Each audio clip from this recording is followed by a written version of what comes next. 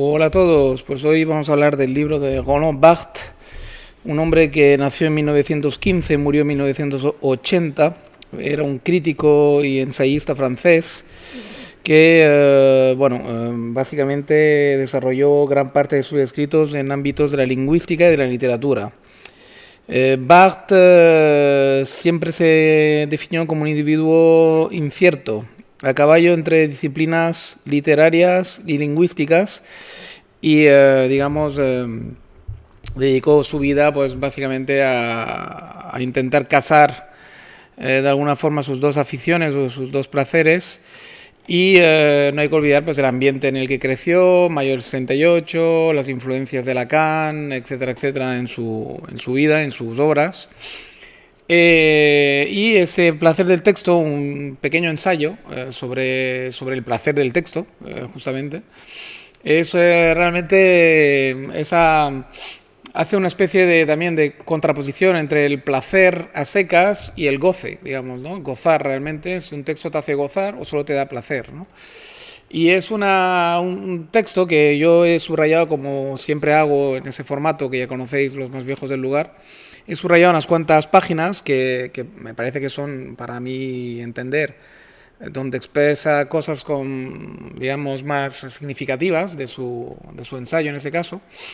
Y os las voy a ir comentando. Pero vamos, en definitiva ya tenéis un poquito. Se escribió en 1973, ese placer del texto. Ya tenemos un poquito, ya estáis ubicados. Y ahora, pues sin más dilación, yo creo que vamos a proceder a leer, esos pequeños subrayados míos, ¿no? En la página 18, por ejemplo, ahí habla del sexo sublimado en el texto, ¿no? De hecho, todo su texto, todo su libro, a lo largo y ancho del libro, hace muchas comparaciones de ese tipo, hace muchas, digamos, entre el erotismo y el texto. Si un texto te da placer, un libro, ¿no? Una novela, lo que sea, si hay momentos del texto que te dan un placer muy intenso, para él ya es goce, ¿no? Es gozar. Entonces lo compara con el erotismo, con una posible relación erótica que te da a gozar de forma sublime. El texto, según él, puede digamos, puede originarte el mismo placer, ¿no? El mismo placer que en la página 18 pues lo explica. Además lo he leído en catalán, o sea que voy a tener que hacer traducción simultánea, lo cual añade una dificultad más. Por eso la mayor parte de mis subrayados os lo voy a resumir, más que a leer, como hago habitualmente, porque claro, ese ejercicio de traducción simultánea mientras lees es un poco más complicado todavía, si cabe, ¿no? Entonces, ahí, por ejemplo, te hace una comparación entre que normalmente lo erótico, lo que realmente produce mucho más placer que el acto sexual en sí, es ver esa pierna entre la apertura de un vestido, por ejemplo, ¿no? Esa sugerencia que te puede dar, pues, por ejemplo, en el cuerpo femenino cuando sugiere, por ejemplo, mediante un escote, ¿no? Esa piel tersa, bonita, esa piel, digamos, que te promete placeres, digamos, es mucho más sexual y sensual que muchas veces el sexo explícito o que todo se convierta en algo explícito, ¿no? En la página 33, ahí por ejemplo, te hace una comparación entre la oposición entre el goce y el placer, ¿no? Que según él se puede racionalizar el placer, pero el goce no. El gozar es una cosa que digamos, menciona Lacan. De hecho, se apoya en Lacan para poder, digamos, de alguna forma dar la arquitectura final a ese pensamiento. Pero, digamos, la oposición, por ejemplo, entre, digamos, lo subconsciente y lo consciente, ¿no? Si hablamos de Lacan muchas veces, para resumirlo de forma muy sucinta. Y ahí pues habla de esto, ¿no? De la oposición entre el goce y el placer y, digamos, entre lo que se puede racionalizar y lo que es irracional totalmente y se escapa de toda la razón, ¿no? Que para él es el gozar, ¿vale? En la página 42 menciona a Nietzsche, porque, por ejemplo, es en una pequeña párrafo donde digamos, dice que la lengua expresa un mundo de conceptos, un paisaje, una geografía, ¿no? Y que evidentemente el poder, el que tiene el poder, reparte esta visión que es una ficción en realidad, por el mundo entero, ¿no? Más un pueblo ha sido dominante y ha impuesto su lengua, como por ejemplo el Imperio Español o el Imperio Inglés, más, digamos, la cosmovisión de su cultura la ha expandido junto a la lengua, ¿no? O sea, que no hay que olvidar que la lengua es un instrumento, digamos, de batalla, ¿no? En el caso catalán, por ejemplo, también lo tenemos muy claro. En el nacionalismo catalán usan la lengua catalana bueno, pues como si fuera un tanque, digamos, ¿no? Es un arma de guerra. Página 47, ahí tenemos un ejemplo de gauche divine para mí, porque ve la ideología liberal como reaccionaria y ve, por ejemplo, textos reaccionarios y colonizadores en Zola, Balzac, Flaubert y tal, ¿no? Y eso me ha hecho mucha gracia porque se nota que es hijo de su tiempo, ¿no? O sea, ver... Hombre, no te digo que Balzac, Zola, Flaubert, Proust no sean a lo mejor también hijos de su tiempo y no tengan en su texto a lo mejor pues algo de todo eso que él menciona, ¿no? Pero, hombre, hay que ser muy de la gauche divine para ver, digamos, reaccionarios en gente que vivió en siglos, por otra parte, donde lo reaccionario, tal y como lo expresa la palabra, no estaba ni inventado, ¿no? Pero bueno, en fin. En la página 48, la ideología solo puede ser dominante, dice. No confrontarse una con otra, sino lo bonito sería abolir la ideología. Y ya podemos denotar también esas ideas anarquistas, ¿no? También del 68, de mayo del 68 y tal, ¿no? O sea, no es en su tiempo, por ejemplo, estaba pensando seguro en la ideología de Estados Unidos y en la ideología de Rusia, ¿no? Y que no es la ideología roja o azul la que hay que adoptar, sino que hay que abolir ambas, ¿no? Es digamos, muy alternativo y muy de aquellos tiempos, ¿no? Muy anarquista, ¿no? Claro, porque dice que realmente al final la ideología siempre es de la clase dominante, ¿no? Y la clase dominada no tiene una ideología en sí. O sea que realmente lo que tendría que triunfar es la no ideología de la clase dominada, ¿vale? Porque al final una ideología siempre acaba habiendo una clase dominante. Y en la URSS la había, evidentemente, ¿no? También. En la página 56 pasamos a la cultura de masa, que no de las masas, no es goce, es petit bourgués, digamos, es como una cultura de la burguesía, una imitación excesiva de una burguesía agotada, y es una imitación petit burguesa, la cultura de masa, que siempre es excesiva, imitando a la burguesa, y al final tiene un regusto cutre, ¿no? Y es utópica además, según él. Ahí suscribo totalmente, o sea, es decir, y además lo estamos viviendo, él lo estaba percibiendo, pero lo estamos viendo de lleno en el siglo XXI, con todo, en 2025 y en el siglo XXI, con todo, con el auge de Internet, de los influencers, de todo ese tipo de cosas, vemos que hay cultura de masa, que no de las masas, porque una cultura emanida de las masas sería una cultura mucho más bonita, como había en la Edad Media, por ejemplo, que había mucha cultura emanida de las masas, donde podía haber, digamos, de forma espontánea cantantes y cantos, bailes creados por los pueblerinos, en ese caso la gente que trabajaba la tierra, ¿no? En sus fiestas y en las ferias del ganado y todo ese tipo de cosas se podían de forma espontánea crear cultura de la masa, ¿no? Que no cultura de masa. Entonces está muy bien, eso está muy bien, es una cosa que lo he subrayado porque realmente me pareció una gran idea.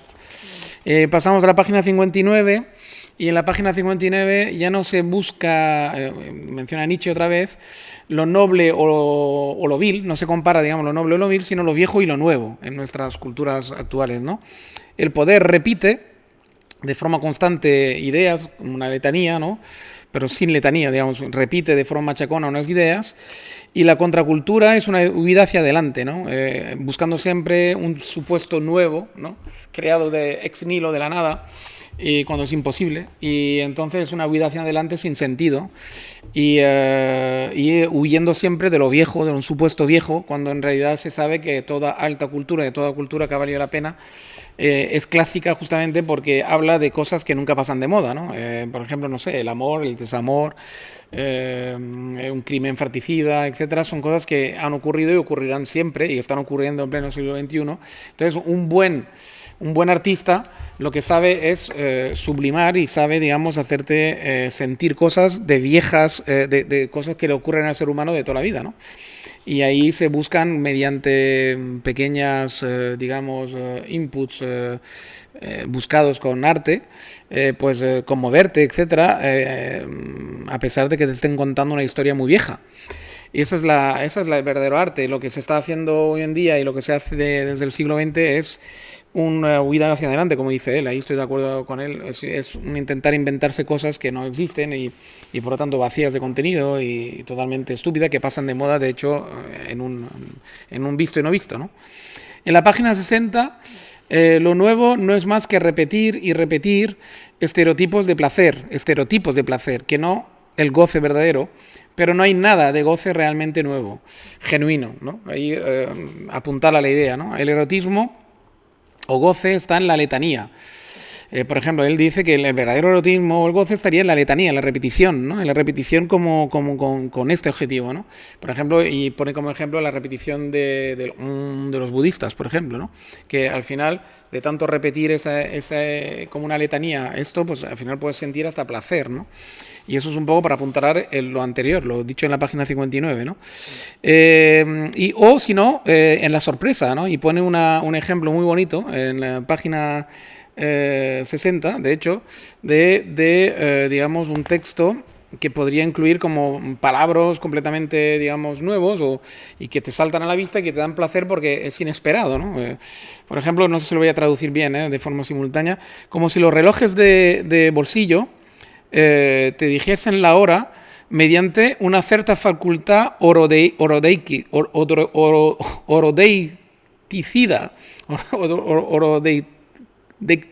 es decir, como si el propio reloj tuviera ya, digamos, una facultad horaricia, por decirlo de alguna forma, ¿no? Sin necesidad de ruedas, ni de números, ni de nada, ¿no? Así que sacar del bolsillo, por ejemplo, un objeto que se supone que es un reloj, pero vacío, sin ninguna indicación, y que por su propia forma de reloj te pudiera introducir en el cerebro la hora exacta sin decírtela de forma explícita, por ejemplo, ¿no? Sin ruedas, ¿no? Me dice él, por ejemplo, sin ruedecitas, sin manetas, ¿no? O como si un molino tuviera la capacidad, digamos, abstracta, digamos, la capacidad per se, de ser fraccionaria, de fraccionar, ¿no? De crear, por ejemplo, pues, harina, sin tener ni aspas, ni piedra, ni nada que fraccione, sino por su propia, digamos, concepto fractivo, ¿no? De fraccionar, ¿no? Me ha parecido muy bonito y es una forma muy poética de dar un ejemplo de cómo puede ser un texto de goce, ¿no? de placer gozoso, mediante la sorpresa, ¿no? de inventar realmente, ¿ves? Cosas, ahí sí que es, pero no inventas ex nihilo, sino que coges un objeto cotidiano y le das un valor totalmente abstracto y nuevo, ¿no? Y ahí estaría el arte, ¿no? De verdad. En la página 77, una sociedad mediocre, una sociedad donde la mediocridad reina y una élite científica al final dan una sociedad frígida, ¿no? Que no quiere gozar, ¿no? Los mediocres no saben lo que es el goce, ¿no? Digamos, solo el placer así, digamos, de consumo rápido, y no saben lo que es el erotismo, etcétera, ya no le dan valor. Y una élite, digamos, que solamente piensa en lo científico, pues evidentemente es frígida por naturaleza, ¿no? Porque solamente piensa, digamos, con siempre mentalidad científica y por lo tanto cuantitativa de porcentajes, etcétera. Entonces es muy difícil alcanzar el goce así, ¿no? En la página 71 pone un genial ejemplo entre una plaza y el ruido mental, ¿no? Y es muy bonito, eso no sé si podré traducirlo de forma simultánea, pero es muy bonito. Dice que una tarde, medio dormido, en el asiento de un bar, solo por diversión, intentó enumerar todos los idiomas que conocía y todas las músicas y conversaciones que había tenido en el pasado, ¿no? Y realmente en la misma plaza donde estaba sentado se parecía mucho, digamos, el trajín de la plaza con el trajín de su mente, digamos, haciendo pequeños ruiditos, una estereofonía, de la cual una plaza de Tánger, por ejemplo, es un sitio ejemplar, ¿no? Entonces compara, digamos, todas las pequeñas cosas todos los pequeños ruidos, pequeños fragmentos de conversación, etcétera, y que se dan en una plaza y en un bar, ¿no? Los ruidos de los vasos, el quitar y el poner un vaso, el líquido, la conversación, el gracias, el no sé qué, no sé cuántas, con, digamos, el vagabundaje mental que pueda tener uno también en su mente, ¿no? Eso me pareció una cosa genial, bastante genialoide.